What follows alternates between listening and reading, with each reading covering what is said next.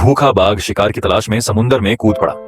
पास खड़ा आदमी यह नजारा देखकर हंस पड़ा, लेकिन थोड़ी ही देर बाद बाघ गोल गोल घूमकर उसकी ओर तैरने लगा। अब आदमी की हंसी गायब हो गई। डर के मारे वह जल्दी से लाइफ बोट पर चढ़ गया। बाघ भी चढ़ने की कोशिश करता रहा, लेकिन फिसलन की वजह से पकड़ नहीं बना पाया। उसी नाव में डेविड को एक कुल्हाड़ी मिली। यह सही मौका था बाघ से छुटकारा पाने का, लेकिन जब उसने बाघ की आंखों में देखा तो उसका दिल पसीज गया। बाघ की करुण आवाज सुनकर वह और भी दुविधा में पड़ गया। रात भर सोचते सोचते आखिरकार उसने एक फैसला लिया। डेविड ने एक बेड़ा बनाया और नाव से थोड़ी दूरी पर डाल दिया।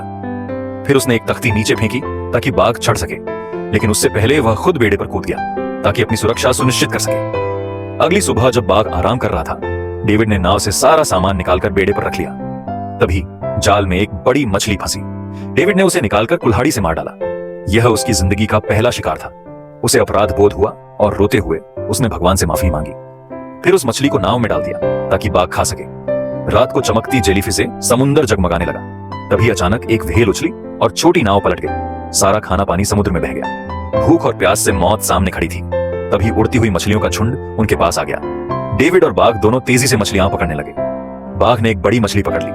डेविड ने सोचा, यही मौका है अपना दबदबा दिखाने का। उसने डंडा उठाकर बाघ को डराया। बाघ पहली बार पीछे हटा।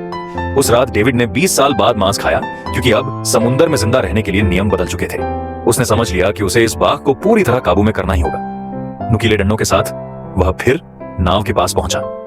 डेविड को पास आता देख बाघ डर गया और हल्की दहाड़ दी, लेकिन डेविड ने उसे मछली का टुकड़ा फेंक कर दिखाया कि वह दुश्मन नहीं है। धीरे धीरे उसने बाघ को अपनी ओर खींचा और आखिरकार बहुत समझाइश और दबाव के बाद डेविड बाघ को काबू में करने में सफल हो गया।